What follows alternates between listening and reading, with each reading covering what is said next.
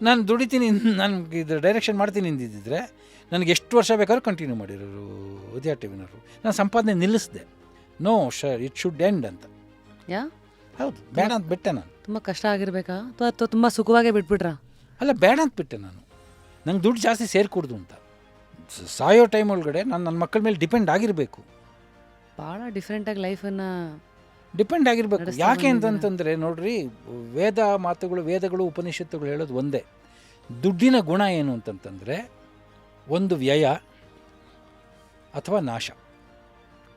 ವ್ಯಯ ನೀನೇ ಮಾಡಬೇಕು, ಇಲ್ಲ ಅಂದರೆ ನಾಶ ಅವನು ಮಾಡ್ತಾನೆ.